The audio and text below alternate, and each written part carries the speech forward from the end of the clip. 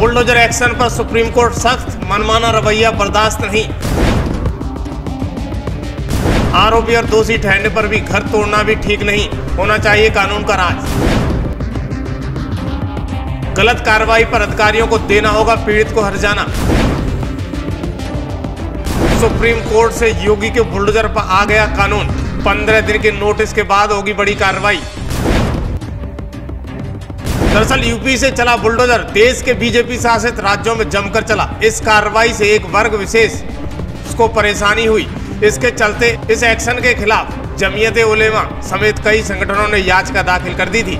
इस याचिका में कहा गया था कि यूपी, उत्तराखंड समेत कई राज्यों में धर्म देखकर बुलडोजर से घर गिराए जा रहे हैं। उसी के चलते आज सुप्रीम कोर्ट में बड़ी सुनवाई देखने को मिली है। दरअसल बुलडोजर जस्टिस पर सुप्रीम कोर्ट का एक फैसला आया है। कोर्ट ने कहा है कि यदि तोड़फोड़ अवैध पाई जाती है तो संपत्ति पर पुनः स्थापित करना होगा। नगर पालिका कानून, पंचायत कानून, नगर नियोजन कानून का उल्लंघन सिद्ध होना चाहिए। प्रभारी अधिकारियों को ये बताना होगा कि तोड़फोड़ ही एकमात्र रास्ता क्यों है। तोड़फोड़ की पूरी वीडियोग्राफी करनी होगी। तोड़फोड़ की सूचना जारी होने के बाद भी एक विंडो होनी चाहिए। कारण बताओ नोटिस जारी करने के बाद उचित अवधि दी जानी चाहिए। दरअसल यूपी में बुलडोजर पर जमकर कार्रवाई हुई थी, जिसमें एक विशेष पक्ष जमकर सीएम योगी पर निशाना साधता रहा है। आज सुप्रीम कोर्ट ने सीधा संदेश दिया है, बुलडोजर कार्रवाई तो होगी लेकिन कानूनी प्रक्रिया के तहत होगी। जो भी आरोपी है उसको 15 दिन का नोटिस दिया जाएगा, फिर उस आधार पर कार्रवाई होगी।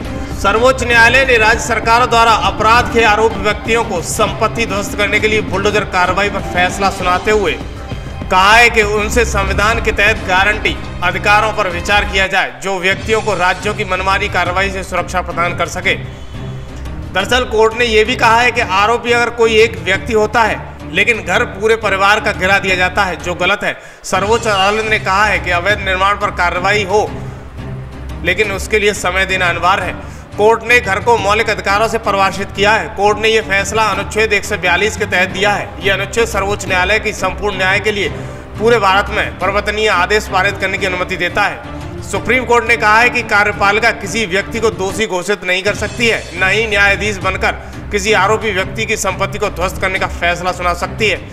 कोर्ट ने कहा है कि उचित नोटिस जारी होना चाहिए, सुनवाई होनी चाहिए, पंजीकृत पोस्ट से नोटिस भेज दिया जाना चाहिए, बुलडोजर कार्रवाई का डिजिटल रिकॉर्ड होना चाहिए।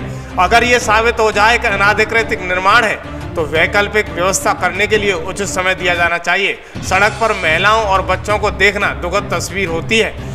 भूमि, जल निकायों, वन भूमि पर अतिक्रमण को संरक्षण नहीं दिया जाएगा। सुप्रीम कोर्ट के दिशा निर्देश का उल्लंघन करने पर अवमानना की कार्रवाई की जाएगी। दरअसल इसी साल अगस्त 2024 में सुप्रीम कोर्ट में बुलडोजर एक्शन पर सुनवाई शुरू हुई थी। एक्शन के खिलाफ जमीयत उलेमा समेत कई संगठनों ने याचिका दाखिल की थी।